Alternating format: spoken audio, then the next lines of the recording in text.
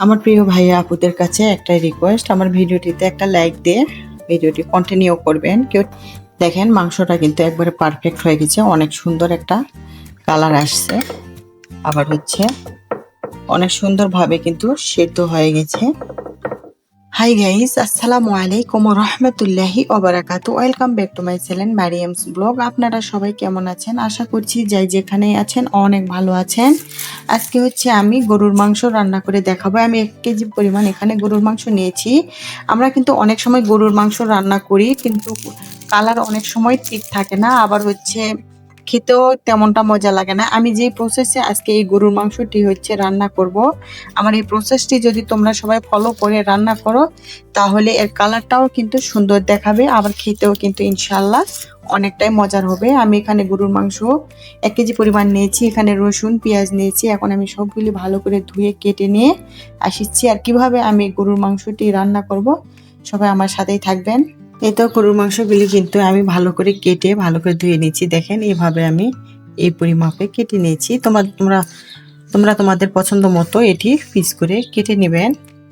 আমি সবগুলি এভাবে কেটে নিয়েছি। এখন আমি একটা মশলা তৈরি করব। এখানে হচ্ছে আমি রসুন নিয়েছি আনাম 2টি, পেঁয়াজ কুচি করে নিয়েছি। এখানে কিন্তু আমার সবগুলি মশলা কিন্তু গুঁড়া করা আছে। দেখেন এই মশলার মধ্যে সব হচ্ছে এলাচ, সাদা এলাচ, তারপরে ধনিয়া, আদা, তারপরে হচ্ছে মরিচ, লং, সব কিছুই কিন্তু এটি ব্লেন্ডার করা আছে। আমি এখান থেকে এক টেবিল চামচ হচ্ছে নিয়ে নিব। এখানেও কিন্তু মিক্স মশলা, এখান থেকেও আমি 1 চামচ নিব। এখানে গোলমরিচের হচ্ছে গুঁড়া করা আছে। সবগুলি আমি হচ্ছে পরিমাপ মতো নিয়ে একটা হচ্ছে মশলা পেস্ট তৈরি করে নিব। জন্য কিন্তু এক টেবিল চামচ হচ্ছে জিরার পাউডার, 1 টেবিল চামচ হচ্ছে ধনিয়া পাউডার, হাফ টেবিল চামচ হচ্ছে হলুদের পাউডার, 2 চামচ পরিমাণ হচ্ছে মরিচের পাউডার।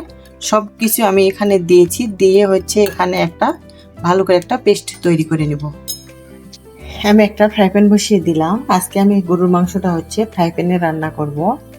আমি একটু হাফ কাপ পরিমাণ তেল দিলাম, আর দিয়ে দিলাম আমার কেটে রাখা পেঁয়াজগুলি একটু আমি হালকা একটু ভেজে নিব। দেখেন পেঁয়াজগুলি কিন্তু হালকা একটু নরম হয়ে আসছে, বেশি কিন্তু কড়া করে ভাজতে হবে না, হালকা একটু নরম হয়ে আসলে কিন্তু পেঁয়াজটি ভাজা হয়ে যাবে।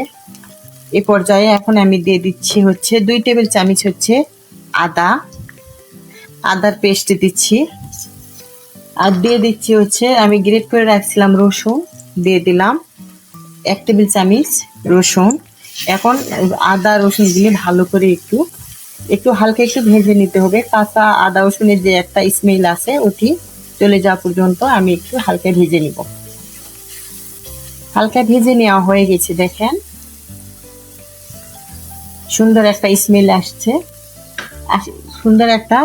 আসছে। এখন আমি এই পর্যায়ে দিয়ে দিব আমি যে মশলা পেস্টটি তৈরি করে রাখছিলাম, সেই মশলার পেস্টটি দিয়ে দিলাম। দিয়ে ভালো করে কিন্তু এই হচ্ছে পেঁয়াজের সঙ্গে আমি এটি কষিয়ে নিব। যতক্ষণে না হচ্ছে এই মশলা থেকে তেল উপরে উঠে আসছে, ততক্ষণ পর্যন্ত আমি এটি কষিয়ে নিব। আর এই মশলাটি কিন্তু যত কষাবেন তত কিন্তু রান্নাটি অনেকটাই টেস্ট হবে। দিলাম হচ্ছে 2টা হচ্ছে তেজপাতা, আর হচ্ছে 4টা হচ্ছে সাদা ফল। যেহেতু এখানে আমার আর দিয়ে দিলাম স্বাদ মতো লবণ। যেহেতু এখানে আমার হচ্ছে গুঁড়া মশলা সব ধরনের মশলা অ্যাড করা আছে, এই জন্য অল্প পরিমাণে আমি হচ্ছে দিয়ে দিলাম। দেখেন আমার মশলাটা কিন্তু কষানো হয়ে গেছে, দেখেন তেল কিন্তু উপর দিকে ভেসে উঠছে।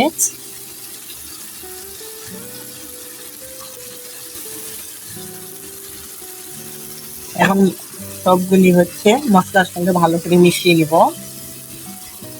এখন কিন্তু আমার পানি দেওয়ার কোনো প্রয়োজন নেই, এই মাংস দিয়ে কিন্তু যে পানিটি বাইর হবে ওই পানি দিয়ে কিন্তু আমি ভালো করে এটি কষিয়ে নেব। এখন আমি এটি কিছুক্ষণের জন্য ঢেকে রাখবো। আসলাম আমি কিছুক্ষণ পর, এর মাঝে কিন্তু আমি 2বার এটি নেড়ে দিয়েছি। দেখেন কত পানি বাইর হয়েছে। এই পানি দিয়ে কিন্তু হচ্ছে আমি মাংসটা কষিয়ে নিব। এই পানি শুকা পর্যন্ত কিন্তু আমি এটি আরো জাল দিয়ে নিব।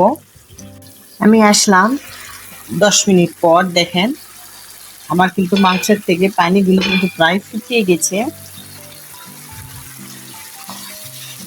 একদম ভালো করে আমি একটু নেড়ে চেড়ে নিব, কষিয়ে নিব ভালো করে। এভাবে মাংস রান্না করলে কিন্তু মাংস কালারটাও কিন্তু অনেক সুন্দর আসবে, আবার খেতেও কিন্তু অনেকটাই সুস্বাদু হবে। আমি আরো 5 মিনিট ঢেকে রাখবো।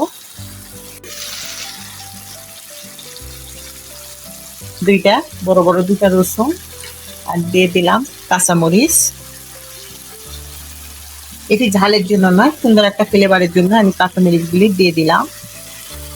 দেখেন পানি কিন্তু একবারে সব শুকিয়ে গেছে, তেল বাইর হয়েছে। এই পর্যায়ে দিয়ে দেবো গরম পানি। গরম পানি কিন্তু অবশ্যই দিবেন, কারণ ঠান্ডা পানি দিলে কিন্তু মাংস কিন্তু সহজে সিদ্ধ হতে চায় না। আবার গরম পানি দিলে কিন্তু রান্নাটাও মজা লাগে, স্বাদটাও ভালো আসে। যে কোনো তরকারি, কোনো কিছুর মাঝে কিন্তু গরম পানি দেওয়াটাই মানে হচ্ছে পারফেক্ট। এতে দূরে এসেও যারা আমার ভিডিওটিতে একটা লাইক দিতে ভুলে গেছেন বা এখনো লাইক দেন নাই, প্রিয় ভাইয়া আপুরা একটা লাইক দিয়ে দিবেন। আর আমার রেসিপিটি যদি কোনো এক জায়গায় ভালো লেগে থাকে তাহলে বন্ধুদের সঙ্গে শেয়ার করবেন। আর এরকম আমার সহজ সহজ রেসিপি পেতে আমার চ্যানেলটি সাবস্ক্রাইব করে সবাই আমার পাশেই থাকবেন। যারা এই কাজগুলি করেছেন সবাইকে অসংখ্য অসংখ্য ধন্যবাদ। এখন আমি এটি যতক্ষণে না সিদ্ধ হয়েছে ততক্ষণ পর্যন্ত আমি এটি ঢেকে রাখবো। আসলাম আমি 25 মিনিট পর। দেখেন আমার কিন্তু মাংসর কিন্তু পানিগুলি প্রায় প্রায় শুকিয়ে গেছে। মাংসটা কিন্তু অনেক সুন্দর হয়ে সিদ্ধ হয়ে গেছে। মাংসটা সিদ্ধ হতে কিন্তু প্রায় 1 ঘন্টা সময় আমার লেগেছে টোটালি। আমি কিন্তু আরো 10 মিনিট এটি জাল দিয়ে নিব। পানিটা কিন্তু একবারে আমি শুকিয়ে নিব। এখন আমি দিয়ে দিব হচ্ছে একটু ভাজা হচ্ছে গরম মশলা আর হচ্ছে পাউডার, ক্ষেত্রে কিন্তু অনেক সুন্দর একটা ফ্লেভার আসবে। আর দিয়ে দিব একটু ভাজা জিরার পাউডার। ভাজা জিরার পাউডার দিয়ে কিন্তু বেশি জাল দেওয়া যাবে না, তাহলে কিন্তু জিরার পাউডারের যে একটা সুন্দর ফ্লেভার আছে, ফ্লেভারটা নষ্ট হয়ে যাবে, থাকবে না। আজকের ভিডিওটি আমার এই পর্যন্ত। আপনারা সবাই ভালো থাকবেন, সুস্থ থাকবেন, এই দোয়াই করি আমাদের জন্য দোয়া করবেন।